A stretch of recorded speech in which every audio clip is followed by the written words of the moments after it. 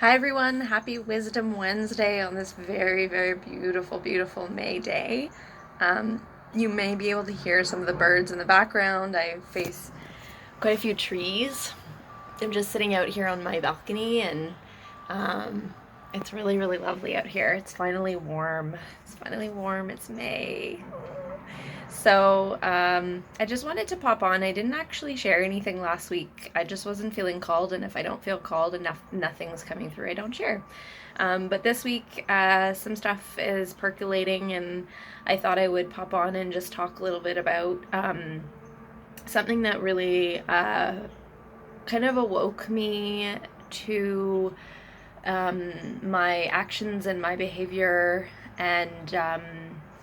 and ways that I can transform the way that I communicate with others. So last weekend I had a argument with someone about about a topic that is very sensitive to me, a topic that's very common, and I'm not really going to get into what the topic was, but or the specifics of the argument, but what's more important to me is to talk about what I learned and what we can get out of triggering situations and triggering um, arguments. I'd like to think that, and I often talk about what to do when you're triggered and how to calmly kind of respond instead of react. And I know I have to learn from my own medicine in this regard. And this particular experience was very enlightening in that way. It was very, very triggering topic, very sensitive, a topic that's in the media right now a lot, and in the collective consciousness, and one that I think a lot of people get really, really, and women especially, get really, really heated about. And what I want to talk about is this idea of calling people out, um, of how to respond and instead of react. And what I basically learned is that, yeah, reacting and trying to help people see your point of view, as much as you think someone might be speaking in an inappropriate way or saying something that you find offensive, what I've basically learned is that there's no real educating others. There's no real forcing others to see the way that you see the world and see why their actions or their words might be perceived to be inappropriate to you. People are going to believe what they're going to believe. And I think the more that we try to like force each other to believe something and judge each other for our beliefs and our behavior and our actions in the world, the more suffering we're actually going to experience. And I'm sure this might seem pretty obvious to some of us, but I find once we're actually in these situations with people close to us or people we know or even just perfect strangers, that the more we can realize, wow, I wasn't really that mature, and actually I can't really practice what I preach. And that was just a total lesson for me that, like, wow, silence is actually really powerful too. And beyond silence, just uh, going forward and living the life that you want others to live. Be the change. It's so simple, and yet it's so something that I think we can all learn to do, is just instead of preaching and lecturing, we can all learn to just practice and be the change in the world.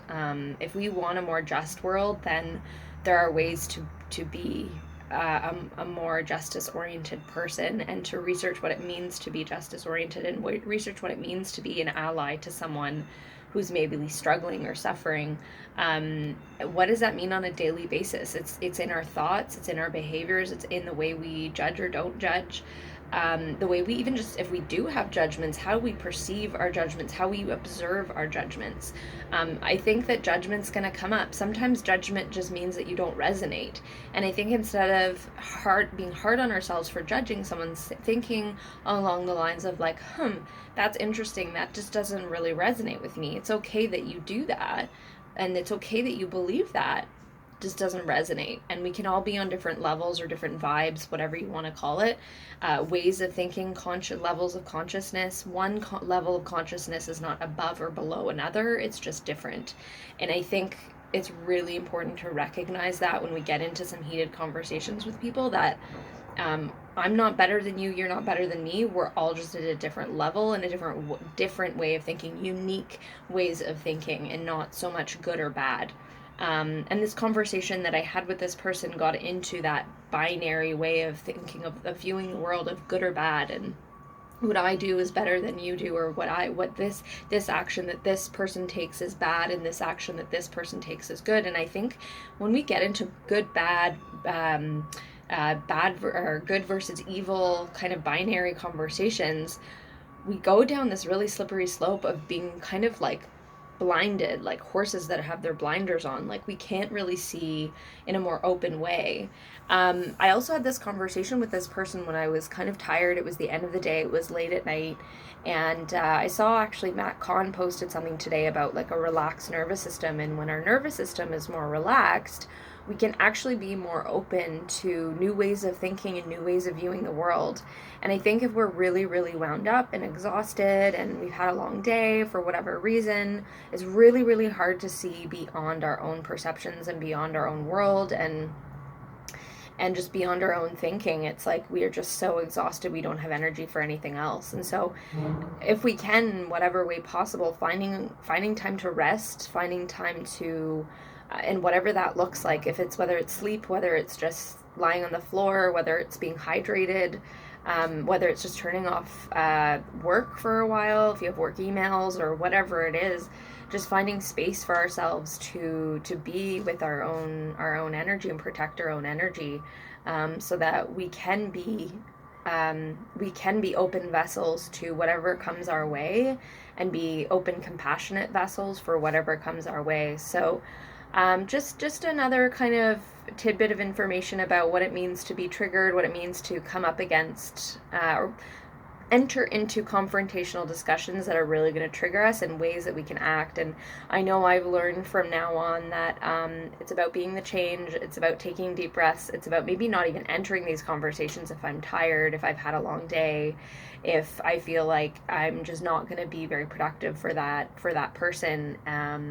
And holding space. And I think also just being aware of our language, being aware of how we are setting ourselves up in this conversation. Is it a conversation or is it a lecture? What are we actually entering into? What would be the most productive way to face this kind of situation? Would it be a conversation? Would it be a chat? Or would it just be through action? Would it be, I think more often than not these days, with topics that are sensitive and issues that are sensitive in our world, the more we just kind of talk at each other, even talk with each other, it can help. But really, it's better if someone comes to you and wants your advice and wants to know more from you. Yeah, give the opinion. But if they're not really coming to you and they're just kind of stating what they think, it's maybe better just to just say, okay, this is something I could do more of for myself, as be in the world, as a way shower of change, as opposed to someone who inserts my belief or opinion on change. So that's it for today. I hope you have a beautiful day. Enjoy the beautiful weather, and we will talk to you soon. Ciao.